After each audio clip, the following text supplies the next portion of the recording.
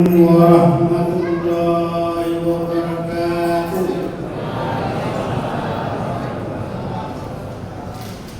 Sebelum saya memberikan ceramah, saya dikawali dengan sebuah arti sinar bulan malam terang menyinar dalam yang penuh berkah. Mari kita duduk dengan tenang, dengar ceramah penuh hikmah, semoga bermanfaat dan membawa berkah. Alhamdulillahirabbil alamin. Syahrul Ramadan allazi unzila fihi al-Qur'an hudan lin-nas wa bayyinatin minal huda wal furqan. Asyhadu an la ilaha illallah wa asyhadu anna Muhammadar Rasulullah. Allahumma shalli ala sayyidina Muhammadin wa ala alihi wa ashabihi ajma'in. Qala Allah ta'ala fi kitabil karim wa huwa ashraful qa'ilin. A'udzu billahi minasy syaithanir rajim. Bismillahirrahmanirrahim. Ya ayyuhallazina amanu kutiba alaikumus syiyam kama kutiba alal ladzina min qablikum la'allakum tattaqun. Sadaqallahu azim. Bapak-bapak, ibu-ibu, kaum muslimin dan muslimat, sedang jamaah Isya dan Tarbiyah sama-sama dinikmati dan dimuliakan oleh Allah Subhanahu wa taala. Pertama-tama marilah kita memanjatkan puji syukur kehadirat Allah Subhanahu wa taala, Allah yang senantiasa memberikan rahmat, taufik, inayah, bahkan memberikan kita kesehatan yang panjang sehingga pada malam hari ini kita sama-sama hadir di Masjid Al-Abrar ini dalam rangka untuk melaksanakan salah satu kewajiban kita, yaitu melaksanakan sholat Isya secara berjamaah, dan insyaallah akan dilakukan dengan sholat tarawih secara berjamaah. Dan marilah kita takutlah mengirimkan salam dan salawat kepada junjungan Nabiullah Muhammad SAW, Nabi yang diutus sebagai Nabi sebagai rahmatan lil alamin. Jamaah tarawih yang sama-sama dirahmati dan dimuliakan oleh Allah Subhanahu wa taala. Pada ceramah yang singkat ini saya diberi judul membersihkan hati, taubat dan istighfar. Jadi judul ini ada tiga, yaitu membersihkan hati, taubat dan istighfar. Jadi marilah kita satu-satu akan kita membahas. Yang pertama, membersihkan hati. Dalam Al-Quran surat As-Syams ayat 9 dan ayat 10, Allah berfirman, wa lisanahu wasafataini wa hadainahu najdaini, yang artinya sesungguhnya beruntunglah orang-orang yang mensucikan jiwanya, dan sesungguhnya beruntunglah orang yang mengotorinya. Jamaah yang dimuliakan oleh Allah Subhanahu wa taala. Berdasarkan ayat tadi, kita sebagai manusia memang di dalam hati ini atau jiwa ini sebenarnya pada waktu kita lahir masih bersih. Tapi yang bisa mengotori itu adalah bagaimana pengaruh manusia, termasuk keimanan kita kepada Allah Subhanahu wa taala. Kalau kita ini merasa beriman dan mendekatkan diri kepada Allah Subhanahu wa taala, tentunya tidak akan mungkin kotor hati kita. Karena terjadinya sesuatu kotor atau hasil kerjaan kita kurang maksimal, karena tergantung sejauh mana keikhlasan kita di dalam melaksanakan apa yang kita kerjakan. Jadi kalau niat kita tidak baik, maka hasilnya juga tidak baik. Jadi kalau hati kita itu baik dan melaksanakan sesuatu pasti baik. Jadi oleh karena itu kepada kita semua, segala sesuatu yang kita kerjakan, marilah kita berangkat dengan niat yang baik.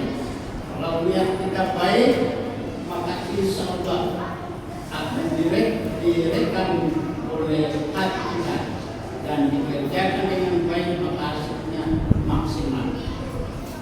Jadi oleh karena itu berdasarkan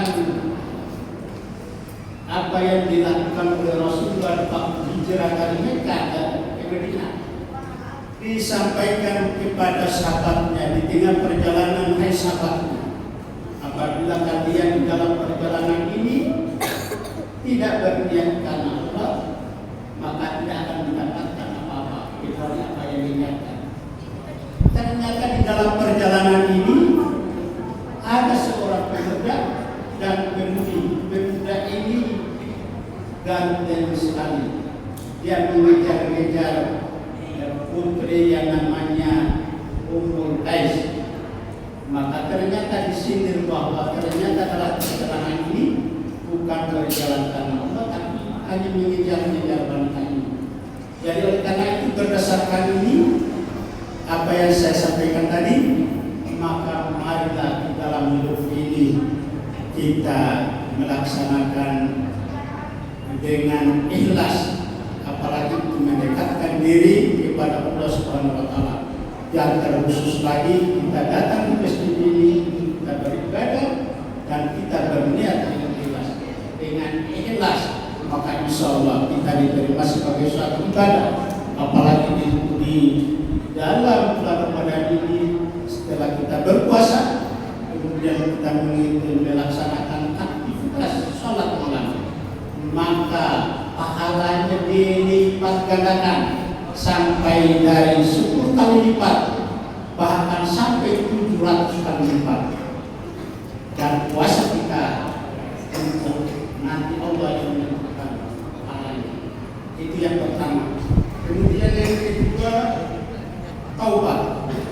Taubat ini dari dalam surat At-Tahrim ayat 8. Ya ayyuhallazina amanu billahi taubatan nasuha. Pada dasarnya dalam kehidupan ini apabila kita berdosa atau melakukan kesalahan itu ada dua macam, ada kesalahan biasa, ada kesalahan besar yang diampuni Allah Subhanahu wa taala kecuali kita bertaubat nasuha. Maksudnya kita bertaubat nasuha itu tidak akan lagi mengulangi. Tapi kalau kita masih sudah taubat lalu mengulangi, maka itu tidak akan diampuni oleh Allah Subhanahu wa taala.